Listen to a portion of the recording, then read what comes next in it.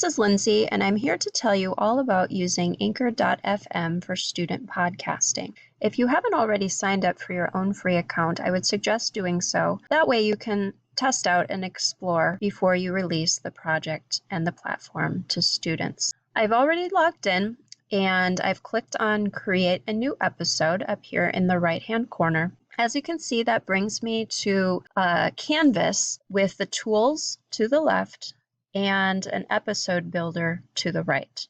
What's nice about Anchor.fm is that students can record directly within the website, or they can download the app to their phone and record right from their phone. You click on Record, that brings you to an active live recorder. You can start recording now. I'll just hit the button so you see what happens.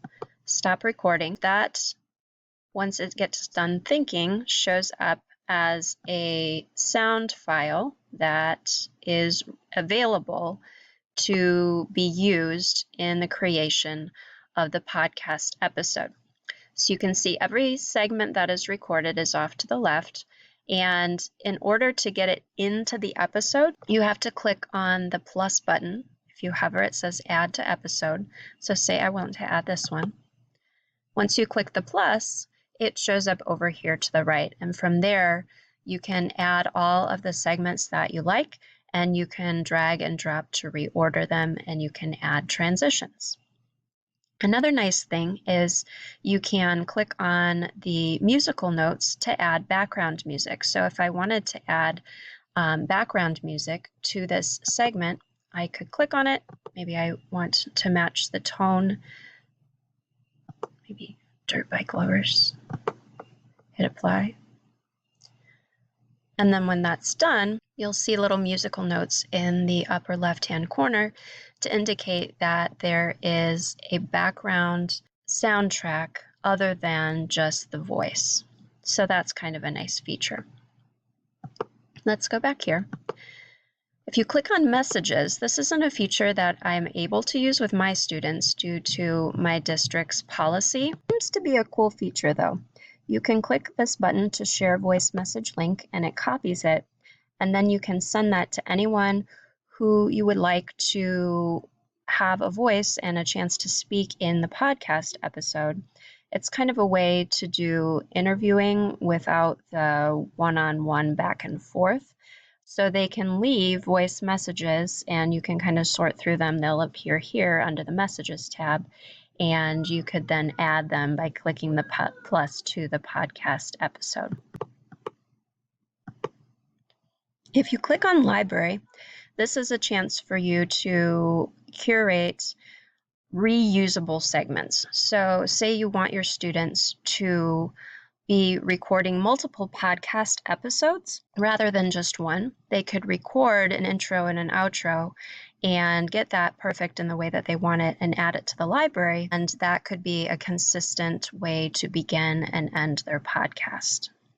If you click on Transitions, you can see that these are pre-made little sound bites that you can click the plus and add to the episode in between segments. Makes it sound more professional in going from one thing to the other.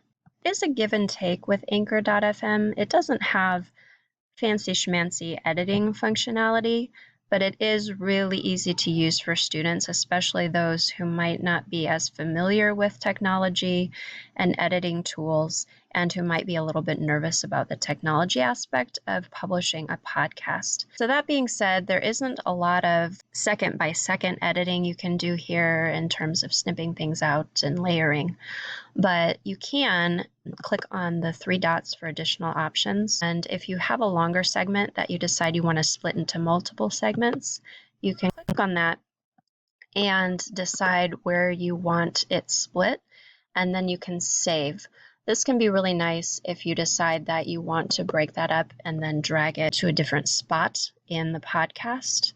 But other than that, you really kind of have to know what you want to say, perhaps a script in advance, and know how you want to break that up. And I usually tell my students, because it doesn't have fancy editing, it's good for them to not try to do the whole podcast episode in one take, because inevitably then there's some hiccup, something that they don't like, something that they want to do over, and I don't want them to become frustrated and having to record it multiple times.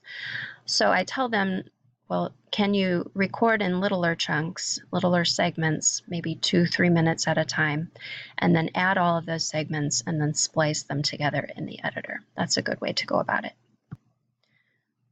Once you have your episode sounding the way you like it, you can preview here, and my total length isn't that long for demo purposes, but then when you're ready to publish, you can click Save Episode. And you can save it as a draft, or you can click Publish Now. So I've entered a very snazzy episode title and an episode description. You can have students publish now or in the future. I'm just going to have it set to now.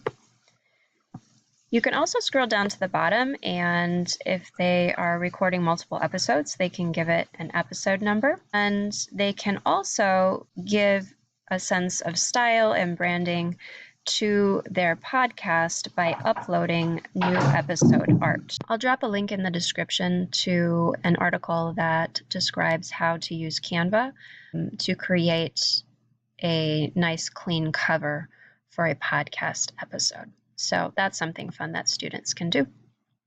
I'm going to click Publish Now. And as you can see, I have my test episode.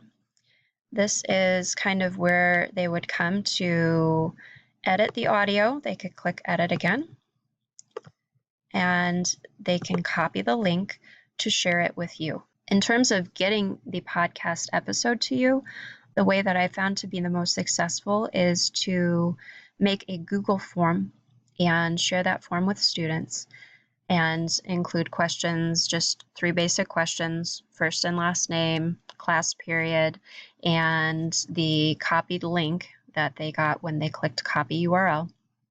And if they drop those things in the Google form, then you will have a spreadsheet with all of the links in one place, which is really nice for you in terms of listening, but it's even nicer if you plan to have students publish for their classmates. You could then make that spreadsheet available to students view only and tell students to listen to the 2 podcasts above and the 2 podcasts below where their name falls in the spreadsheet. So that's a nice, quick, and easy way to make the sharing of podcasts efficient with both you and other students.